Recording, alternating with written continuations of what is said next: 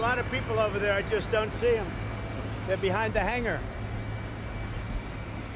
So thank you for being here. We have meetings with FEMA, and we have meetings with a lot of people having to do with California, Washington State, and Oregon, and I think they'll go very well. They're doing an incredible job. This is one of the biggest burns we've ever seen, and we have to do a lot about forest management. Obviously, forest management in California is very important, and now it extends to Washington and extends also to Oregon.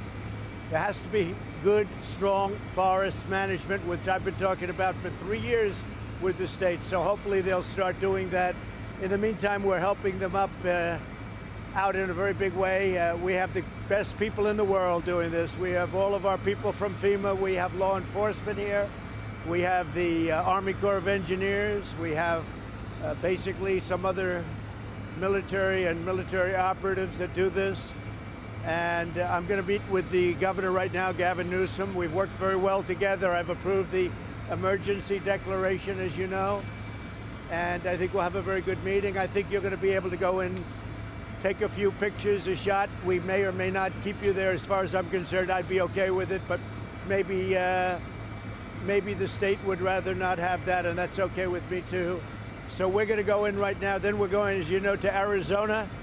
We're meeting with a very great group of people, Hispanic people, who have done really well, and they understand exactly what's happening, and we've had tremendous support, as you know, and you can see from probably everything, including polls. I don't give a lot of significance to polls, even though we've been getting very good polls. We just got a very good one from Rasmussen, as you probably saw. And we certainly got a very good one from within the Republican Party, 95 to 96%. So we're going to do our meeting now with the state officials, including the governor, and then I'll see you in a little while. And then ultimately, and we're also giving 7 medals to 7 great really heroes, really, truly heroes.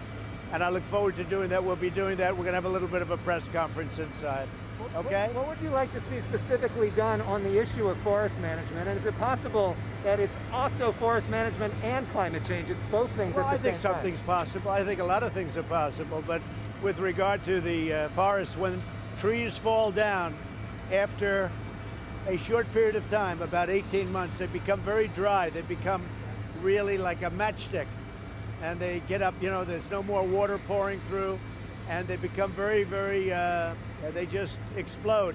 They can explode. Also leaves, when you have years of leaves, dried leaves on the ground, it just sets it up. It's really a fuel for a fire. So they have to do something about it. They also have to do cuts. I mean, people don't like to do cuts, but they have to do cuts in between. So if you do have a fire and it gets away, you'll have a 50-yard cut in between, so it won't be able to catch to the other side. They don't do that. If you go to other countries, you go to Austria, you go to Finland, you go to many different countries, and they don't have fire. I was talking to a head of a major country, and he said, we're a forest nation. We consider ourselves a forest nation. This was in Europe. I said, that's a beautiful term. He said, we have trees that are far more explosive. He meant explosive in terms of fire. But we have trees that are far more explosive than they have in California, and we don't have any problem because we manage our forests. So we have to do that in California too. So I'll go do this, and we'll see you in a little while. Thank you. Mr. President, you mentioned about forest management.